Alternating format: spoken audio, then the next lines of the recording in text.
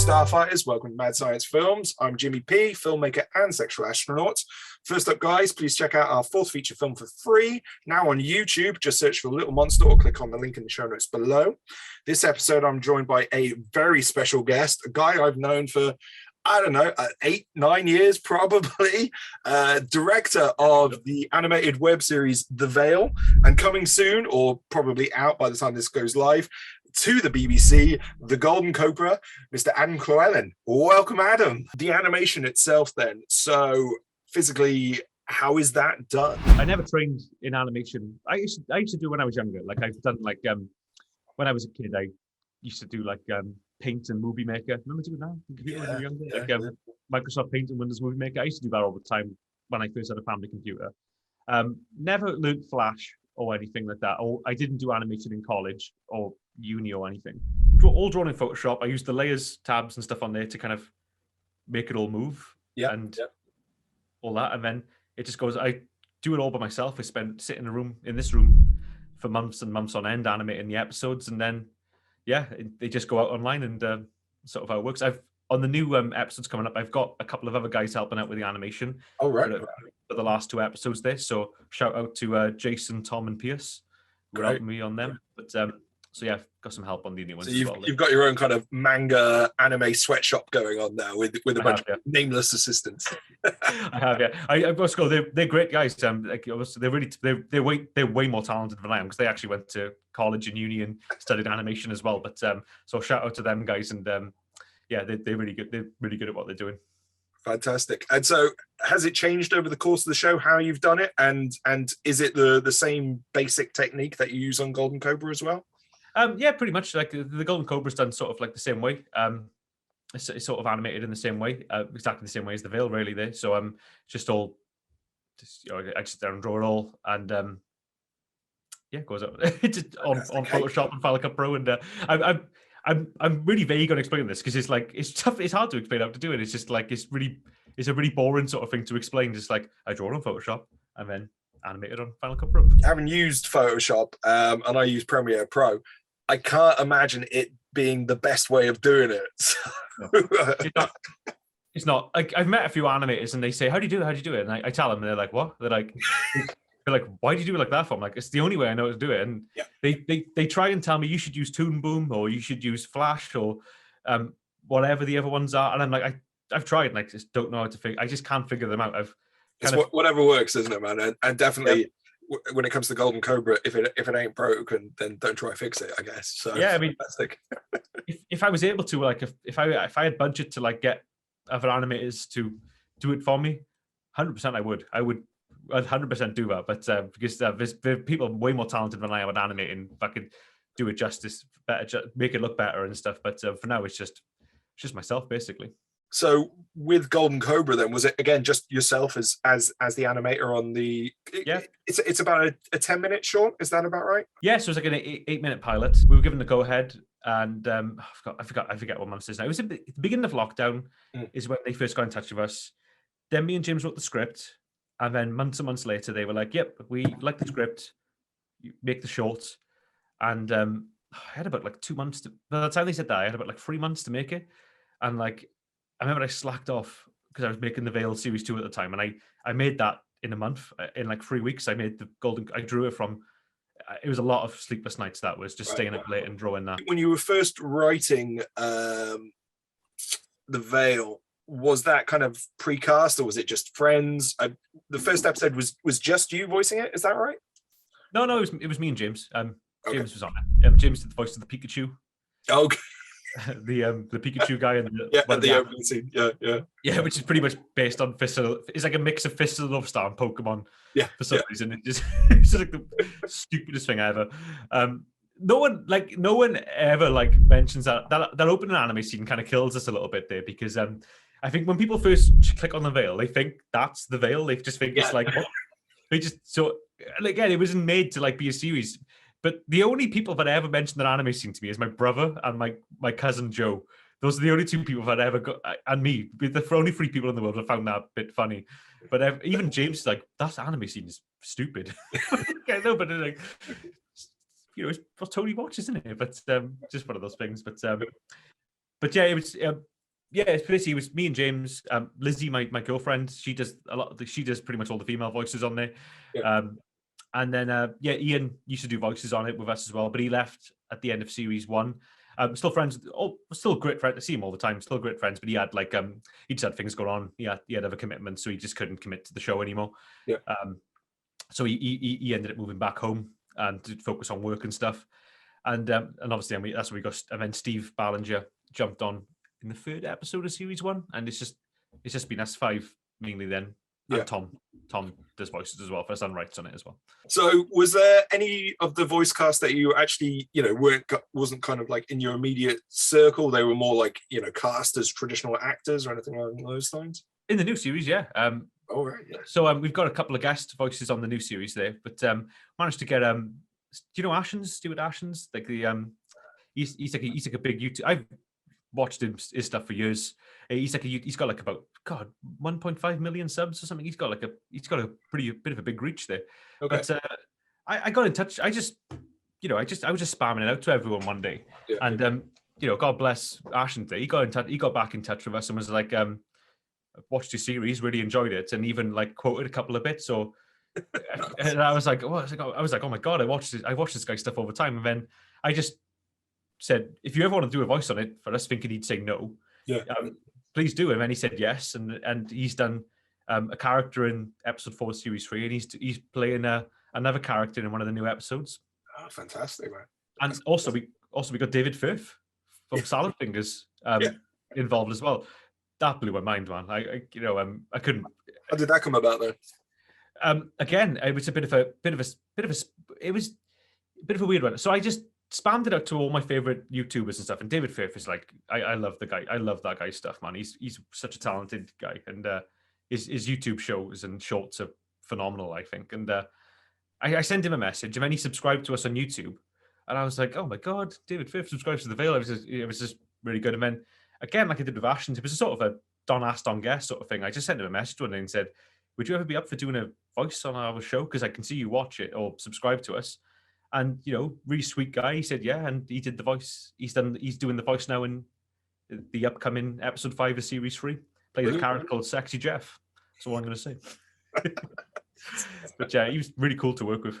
That's brilliant. And yeah, like the number of times I've kind of thought, yeah, should I push my luck? Should I just ask this random guy to do something? And they've come back and like 9 times out of 10, people will say yes. Oh yeah, which is awesome. Yeah.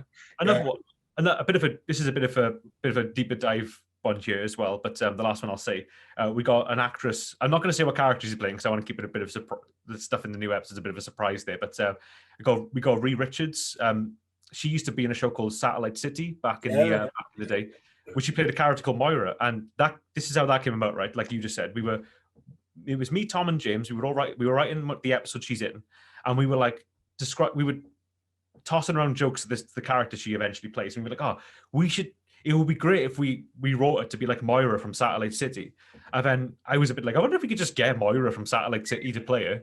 And I sent her a message on Facebook, and lovely lady was like, yeah, of course I'll do that. She said, I'll only do it if my character can say the C word. And I was like, okay. In terms of demands, that's a pretty good one to have, Yeah, she said, as long as I can say the C word, I'll do it. And I was like, you're in. Fantastic. So was it a similar thing for Golden Cobra, or was that slightly, did that like kind of, in terms of the cast, come about slightly differently? Well, but it came about a bit differently because obviously it's set in an Indian takeaway there, so we had to get some actors that were off the right ethnicity to play the characters. But it was me and James and Lizzie are still doing voices on it there. So I play a few characters. James plays the main character, and then we got a guy called Jeff Mirza to play a character, Basil, who's fantastic. He's amazing in it, man. He's really awesome voice actor, and we got he's been in stuff like The Gentleman, Fleabag that came out a little while ago. We also got a chap called Mark John, who's playing the character Jub. He's again really talented guy. He's just starting off. I think he's done a short film before this, and he's from the Rhondda. But yeah, immensely talented guy. Really fun to work with him. And we got this a really good actress named Shayla Mudhu to play it. Sorry, I always got to call her Shayla, but it's Shayla. And she's in drama school at the moment, and it was basically I did a demo version of it to send to BBC, and I just grabbed her and said, I just need someone to do a voice really quickly for this character. Can you do it there? And she just recorded it over a laptop.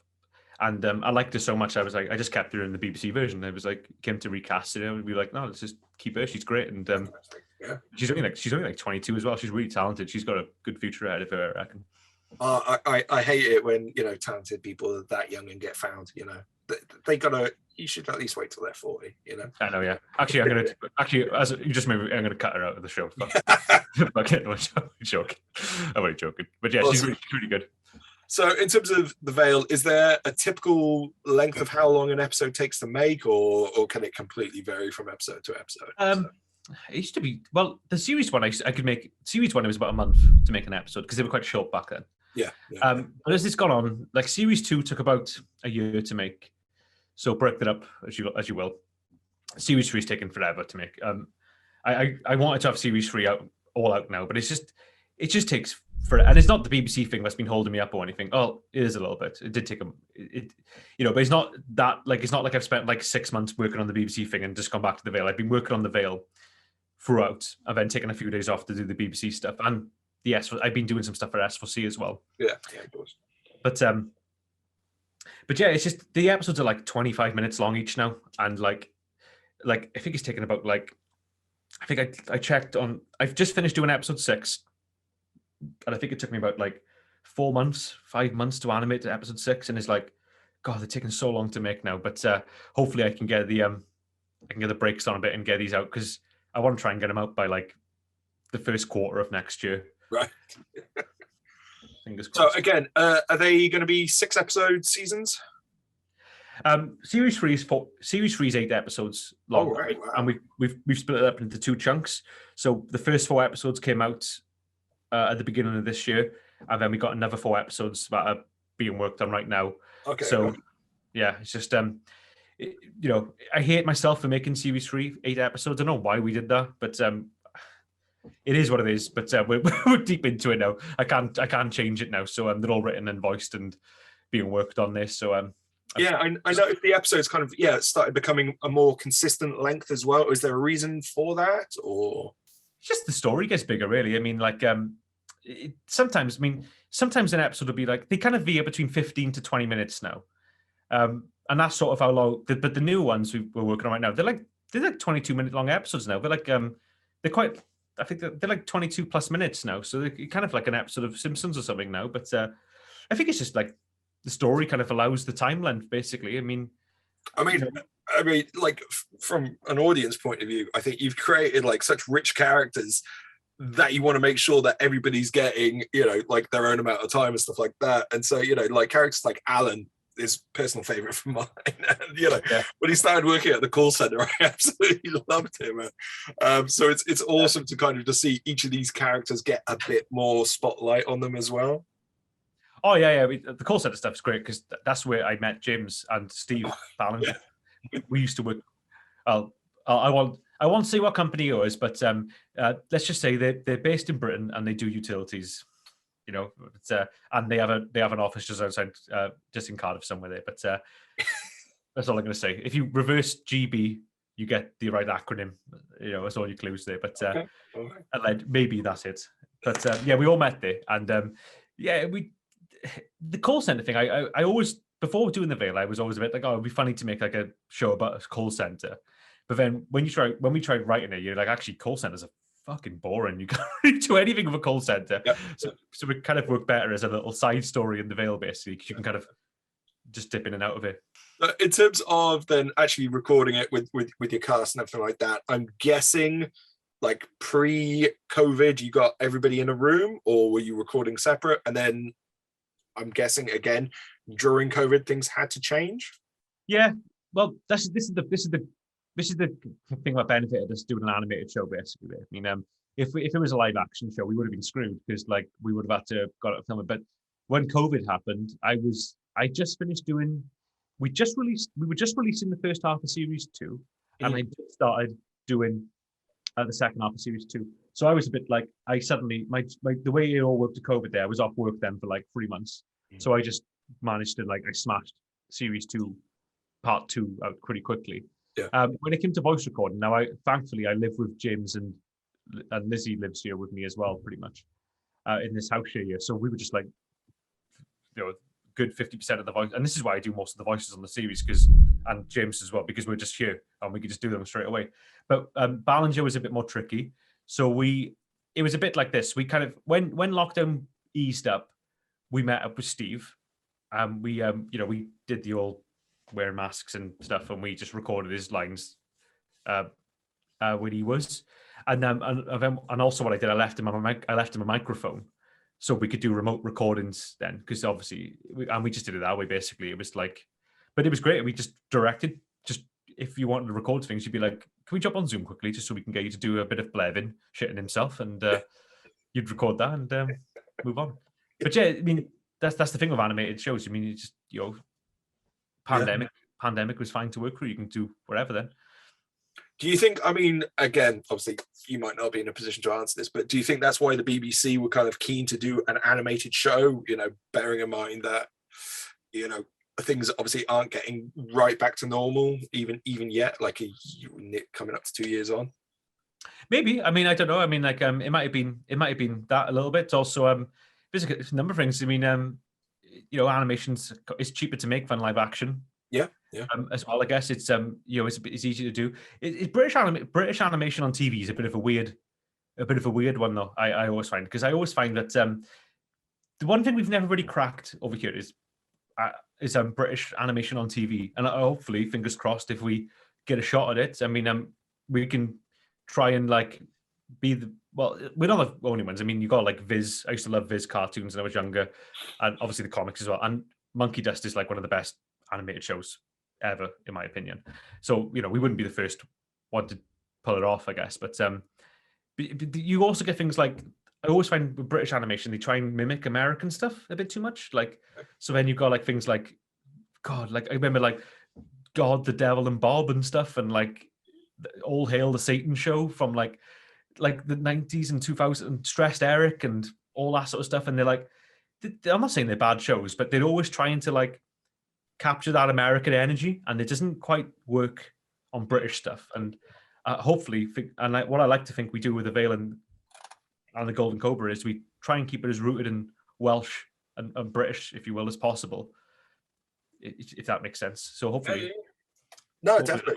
I kind of went off track a little bit there. But, no, absolutely. Yeah. And yeah, I mean, there aren't a lot that at least occur to me. British adult animation that last beyond 1 or 2 seasons, definitely. So, yeah, I mean, the last one I can remember was full English, and that was on Channel 4.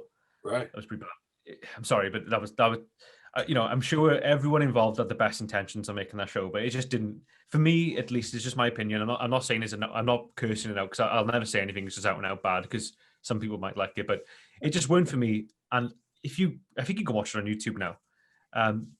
It's not even on 4OD. I think they just kind of like disowned it. But it had a good voice cast. I mean, Richard Ayoade was in it, and he's cool and stuff. But it just didn't work. And it's trying to be like American Dad and Family Guy, and I love those two shows, by the way. But it just doesn't work. I think we just have our own style. Britain has its own style of comedy, doesn't it? It's hard to like an American, and I love American comedy and British comedy and all that. But it's kind of hard to explain. Yeah. So with the VALE, and also then with Golden Cobra, does much get cut from an episode, or does pretty much everything you write end up in there? And if anything does get cut, what are the reasons for it? There have been episodes where I've changed them all, like completely. Right. Okay. Like, I'll tell you a couple actually. Like episode 2 of series 2, right? That's the first time this all started to happen, right? I'm a bit of the guys will tell you this. I'm a bit of a nightmare sometimes, because I just get obsessed about the episodes a bit sometimes, and I panic about them. I worry that they're not funny. I'm like it all the way through making an episode. I'm like, this is fucking terrible. But series 2, episode 2 was really bad. It was just, the original version of it was really, really bad. It just wasn't working. Nothing was funny in it. And the guys were like, it's not that bad. And I was like, it's terrible. And it was all made and ready to go. And it was like a week before we were going to screen it. And like, I was having this panic attack. I was like over it. I was freaking out. And then me, Tom, and James sat down. We came up with the character Sonia, the Yeah. You want to make sure yes, girl with the blue hair. Yeah. We come up with her. We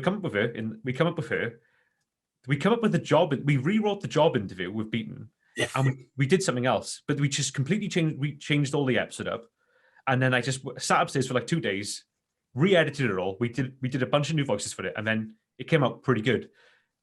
That was kind of the worst thing I ever did then, because series 3, then the last 4 episodes that just come out, 2 of them episodes just changed and changed and changed and changed. I think it was about like episode. I think it was episode 2 or 3. I can't remember which one. If it was the one with the drug, they're watching the drugs clip. Right. Yeah. Episode 3, when they're watching the drugs awareness video, that changed like 5 or 6 times as well. Like, just it was his own thing. And then I changed it, and then the drugs video was put in there, and the cop was come up with, and it was just like, if you look at the original episode and then the one that came out, it's like they're really different. It's really weird. But so yeah, they do the script writing just kind of goes on until the final draft's done, basically. You know. And is there anything that you've like kind of put in that you kind of think, not sure I can get away with that, and you've stripped out, or is pretty much anything, you know, kind of comes straight from your mind to the end? There's a couple of things that are in this, but I'm a bit like, I'm not going to say what they are in case but there are a couple of lines and bits of dialogue I'm always a bit like, God, I wonder if that'll piss anyone off. But I always kind of think, usually the person saying it is Beaton, and it's kind of nuanced, I guess, and it's a bit like, well, that's kind of what he would say. Like, it's not like we're saying, it's not like, you know, that is what that character would say. Yeah, you're not empathizing with him. Yeah. So again, I suppose like the Hank Hill effect, isn't it? Really, where you know, Hank Hill will say something and you're supposed to laugh at him, not with him. Yeah. Exactly. Yeah. I mean, there are a couple of things we've done before, and like, we said, and I'm a bit like, oh, should we put that out? But I'm always a bit like, no, you just, if you want to keep it real, you just got to go with it. And like, and thankfully, touch wood, the fans, you know, respond well to it, and it hasn't pissed anyone off yet.